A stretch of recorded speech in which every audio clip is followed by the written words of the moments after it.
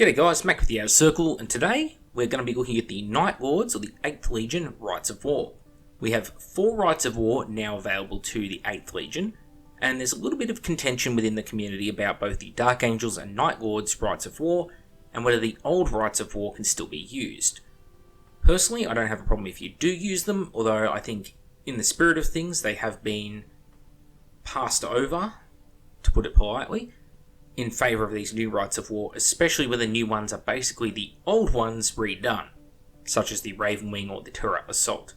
That said, I'm not going to shed a tear if someone wants to play their fluffy army against me. Go for it as far as I'm concerned. Now, the actual warlord traits and the Rites of War themselves. Starting with Terra Assault. So Terra Assault now, I think is better than it was actually. In fact, I think most of the Night Lord's Rites of War are pretty damn good. So first effect is Cover of Darkness. The force may impose night fighting for the duration of the first game turn of any mission automatically. Night fighting imposed in this manner carries on to the second game turn on a roll of a 3+, and on to the third turn on a roll of a 6. Whilst this special night fighting condition is in effect, all models with the Legiones Astartes Night Lord special rule gain +1 initiative and +1 to their run distances. So potentially very strong. Because you have a talent for murder, you may be able to quickly get in there with your units and strike and do damage before the enemy's units will have the initiative to counter you. Which means not only will you be pulling off the talent for murder, but you'll be doing it at a higher initiative step, which is very important because it's going to really throw fights in your favour. Now you can't guarantee it being on turn 2, but it's a 66% chance of happening. It's only, however, a 16% chance, give or take, of getting that third turn. Now, there are some armies where the Cover of Darkness night fighting is not going to be working in your favour, such as the Space Wolves, who all have enhanced senses. And Raven Guard also often take improvisers, depending... Well, they have access to it. I don't really know that people take them that often, to be honest. I never really took them except on a heavy support squad. It's going to be useful against vehicles, but remember, night fighting is pretty nerfed these days. It's not like it was back in 5th and 6th edition, so nowhere near as strong, but hey, pretty good anyway. Next rule is Terra Tactics. Night Lords Terra Squads and/or Night Lords Raptor Squads must be taken as compulsory troops choices for a force using this Rite of War, and may be taken as additional troops choices if desired. Good. Great. Both those units are really good, and both got massively buffed with points decreases, additional war gear, and more built-in rules. I would probably lean towards the Terra Squads in the smaller games, and then towards the Night Lords Raptors in the larger games. Just down to points, really. You'll get a lot more Terra Squad units on the tabletop than you will Night Lords Raptors in the lower points games, and that's probably more required. Gore Assault. Legion Tactical Squads, Legion Veteran Tactical Squads, and Night Lords Terror Squads may take either a Dreadcore drop pod or a Legion drop pod as a dedicated transport, so long as their number does not exceed the vehicle's transport capacity, and they begin the game held in reserve inside the transport. I think this is a really good idea to do for Legion Tactical Squads. Give them drop pods, and have them come down later in the game if possible, as cheap objective capturing units. 10-man tactical squad is only going to set you back 150 points. Add a drop pod on top of that, it's 35 off the top of my head. Under 200 points, you have a 10-man squad you can dump on an objective anywhere on the battlefield. That's pretty handy in my books. I would go for the Dreadcore, however, for something like your Terror Squads. You'll get more value out of being able to quickly throw them back in and remount and move across the battlefield to cover other objectives. Same with Legion Veteran Tactical Squads. There could be a benefit to putting veteran tactical squads with melter guns, or possibly heavy weapons with suspensor webs in drop pods, but you're getting pretty pricey doing that, so I'd be aware of falling into that trap. Now, limitations. Detachments using this Rite of War must take an additional compulsory troops choice in addition to those usually required on their force org chart. Again, totally fine with this. These Rites of War are designed for sort of over 1,000 points, 1250, 1500 and upwards. I always say that for every 500 points you want to include a scoring unit, and hey, when your compulsory troops are elite terror squads and raptors, okay, cool, I'm down with that. Give me more of those, please. Limitation number 2 is detachments using this Rite of War may only take a single heavy support choice as part of their force org chart. Now, on the surface, sounds really bad, but as I learned playing Raven Guard, it's not really that big a drawback. If you want to bring something to crush enemy armor, look at something like Storm Eagles. 2 las cannons, built-in multi-melter, all of which are twin-linked, a machine spirit, and a set of Strength 5 AP4 2-shot large blast templates built in. Perfect tank killer.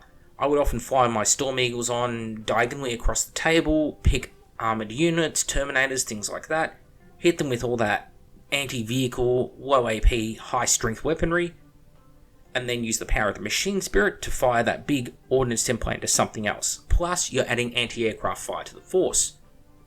And they're elites choices. With my heavy support, I'd be taking something like a Dreadnought Talon. Derrideos, a Derrideo is a possibility, but also Leviathan Dreadnoughts. They'll sink in really well with this force. Another option is a Sicaran Battle Tank Squadron. I wouldn't really worry about taking... You could maybe take a Charybdis if you wanted to bring in a whole bunch of Terminators, but Terminators and the Night Lords can buy teleport homers, or buy the ability to teleport, so I don't see a need for it, nor do I see a need for the Spartan. A Land Raider Squadron could be a great choice for anti-tank firepower, running triple las cannons on each of them, or even just the humble Predator Tank Squadron. I'd try and stay away though from things like big artillery units, because artillery are going to be dumping pie plates down, but your guys are going to be where the pie plates are happening with this Rite of War. So, yeah. Plus, don't forget, you're moving a lot of units that normally occupy the elite slot into the troops slot. That means that you can be buying large squads of, say, Contemptor Dreadnoughts, Rapier Batteries, other things like this that, have an impact on the game. So, not really a limitation.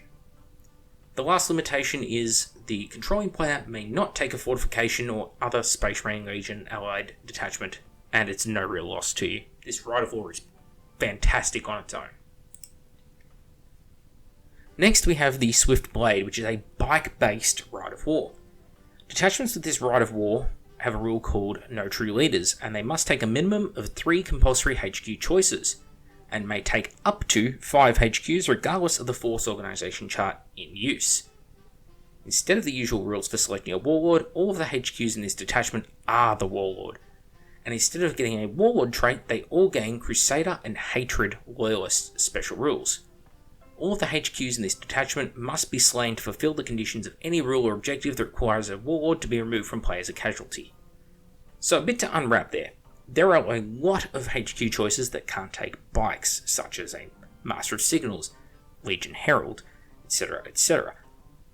There's also a lot of HQ choices, which can't be your compulsory choice, such as a Legion Librarian. Therefore, my suggestion would be to look at units like the Primus Medicae, Stock Centurions, the Champion, and of course, the Forge Lord, who is going to be the big beat stick in the force. Yes, you can take a Delegatus on a bike or a Praetor on a bike, but Forge Lords are great because they can heal hull points, they're armed with a servo arm, but they can also add rad grenades to your squads. And really, they're the cheese stick option, because they'll be going around with 2+ armor save, a 5+ invulnerable save, maybe even increase that to a 4+ invulnerable save if you're going for something like Combat Shield and a Cyber Familiar. They can add a lot of additional power to units, and when you have a talent for murder combined with rad grenades, you're talking wounding Marines on 2s, hitting them on 2s or 3s and wounding them on 2s in close combat. Huge force multiplier, and they're able to be taken in those compulsory slots. So, something that's available for you to do. Do keep in mind though, you will be spending one of your HQ slots on a Praetor or a Delegatus. No two ways around it, because one of the limitations is you may not take any Legion Primarch, which will be no Comrade Kurz. Now, I touched on it a second ago, but your HQs must be equipped with a Space Marine bike. Also, Legion Hussar squadrons in this detachment must be taken as compulsory troops choices, and Legion Outrider squads may be taken as troops choices. Vehicles of the tank type may only be taken if they also have the fast type, which is fine. There's plenty of fast tanks, such as Sicarans and the Sabres. They are out there. The Hussars, I think, are of questionable value. They're very expensive for what you get. And yeah, they can take these little snub-nose rotor cannons and such, but yeah, I don't really put much faith in them. I think taking a couple of minimum squads of them is fine. Then look at taking something else like jet bikes, true outrider bikes, something better than them. One of the things that you may want to look at is a command squad of bikes. They're pretty pricey on points, but when your HQ is attached to that unit, you're going to be getting a fearless bubble thanks to the Legion banner, and Night Lords really do need that sort of morale buff, because if they lose that HQ, which is quite possible in a fast assaulting army list, it's bad news for your army. So fearless bubbles are good. The Encirclement special rule is units wholly compromising models of the Legiones Astartes Night Lord special rule in this detachment, add +2 to their total unit size when determining whether they outnumber an enemy for the purposes of a talent for murder. You're already on bikes, you're already very bulky. Every model is going to count as 3, so a 5 model bike squad counts as 15 models. Adding the 2, they'll count as 17 models. You're going to be getting a talent for murder. Limitations. Detachments using this Rite of War must take an additional compulsory troops choice in addition to those required on the Force Org chart. Not a big deal, again, you want more scoring units. Detachments using this Rite of War may not take any model whose rules state that it must be the army's warlord, including but not limited to the Legion's Primarch, and actually that will cancel out the Delegatus. So therefore it's going to leave you pretty much with the Praevian as the only person able to take this Rite of War. Detachments using this Rite of War may not take units of the heavy or immobile rules or fortifications or allied detachments. Not a huge deal. Yes, you'll lose rapiers, but you'll still be able to bring in things like dreadnoughts, flyers, that kind of thing. And lastly, this Rite of War may not be taken by a detachment belonging to the Loyalist faction. Shock and horror. Alright, going on to the Cross of Bone. This is an interesting one because it's not huge on buffs, but it's also not huge on limitations either. It's just a little bit of spice in the list. So you have the Aristocracy of Ruin. For every non-compulsory HQ choice included as part of this detachment, the maximum number of elites choices available as part of this Force Org chart is increased by +1, so potentially a 6 elite force. But will you use it? It is very rare, in my experience, to see players really using all 4 of their elite slots. Heavy support, on the other hand, is the slot that everyone goes for, because there's only 3 of them available, and all the really nasty shit in 30k sits in that slot. Therefore, Aristocracy of Ruin is not a huge buff to the army. Situationally, it could be in a high points game, being able to bring more Night Raptors, Terror Squads, more Legion Rapier batteries, more Terminators, more Dreadnoughts. Yeah, there are a lot of things in elites which in a big game could be handy. But at what point do you also say, hey, we're playing double Force Org chart? Probably around 7,000 to 8,000 points is when you're going to make that call. And at 7,000 points, you've got things like Primarchs in the battlefield. You've also got big super heavy tanks, even Titans. In which case, a lot of points are being eaten up by these units. Therefore, you're still probably not going to fill your elite slots. You probably spent 1,000 points on your heavy support slots alone, plus another 1,000 or more on your troops, and another 1,000 on your fast attack. And elites are probably spending 1,000, but you'll be buying big contempted dreadnought talons and such. Now, they also have the rule, the strong are strongest alone. As long as a model from this detachment with the independent character special rule is either alone or in a unit with no other independent characters, it gains +1 attack. It's not bad, considering something like a Praetor or a Warmonger. They're going to have digital lasers, and they'll be running probably with Headsman's Axes, which are instant death, but they're a two-handed weapon, so they're not going to get a +1 attack bonus. Well, this is cancelling that out. It's giving them that +1 attack bonus, which is nice, because that's a pretty cool weapon. They also have the Tithe of Gore. The Slay the Warlord's secondary objective is worth an additional +1 victory point for the player that has selected this Rite of War if the enemy's Warlord's final wound is removed by a friendly model with the independent character special rule. So it's trying to get you into the whole idea of dueling enemy champions. Questionable as a tactic. I used to do it with my white scars, but I did it because I thought it was very fluffy, but it was often suicidal, and the only way I got away with it was the fact that my Warlord was on a bike. Which, you could be, but might not be. Limitation. Detachments using this Rite of War must take an additional compulsory troops choice in addition to those usually required on their force org chart. Again, not really a big problem. You want more scoring. Detachments using this Rite of War may not take Conrad Curzay Lord of War choice. It's not really a big deal for you. This is a pretty fluffy choice. I guess you might miss him if you're playing like one of those big 7,000 point games, but honestly, I don't see why you would pick this Rite of War to play one of those big games. I'd probably pick something like Terror Assault, but that's just me. And the Rampant Blade. Any unit from this detachment that makes a consolidation move must move the full distance allowed towards the nearest enemy unit within line of sight. If no enemy units are in line of sight, then the consolidation move must be made towards their opponent's deployment zone.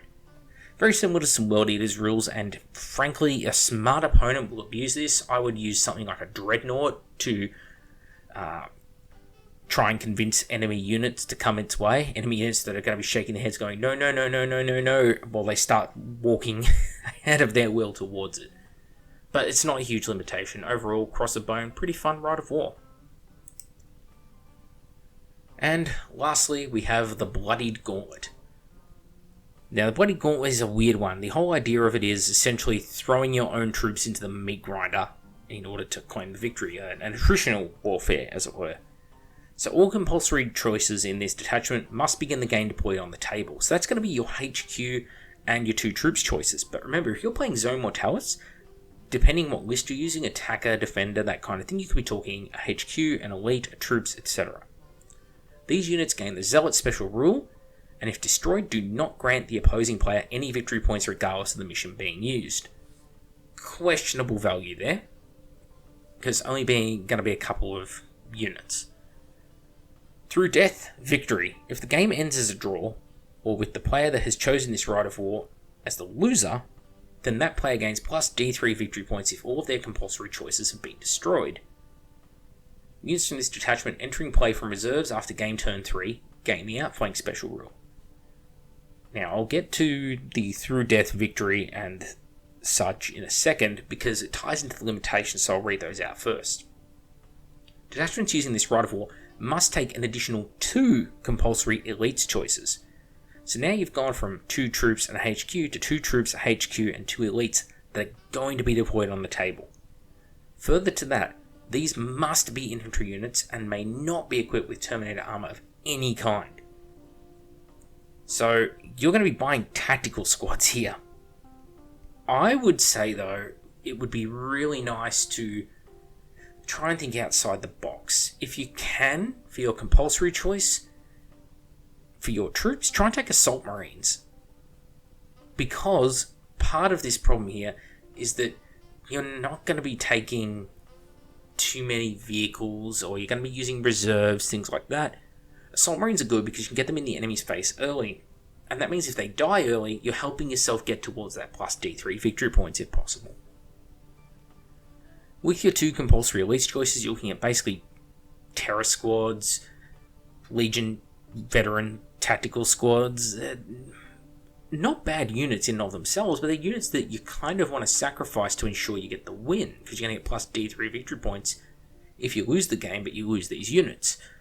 So, what do you pick? You can't take Terminator armor. Ooh, what do you do? Next limitation is compulsory choices in a detachment using this Rite of War may not hold or contest any objectives of any kind and never count as scoring units. No compulsory choice may select a dedicated transport, and a compulsory HQ may not be selected as the army's warlord. So a bit to unpack there.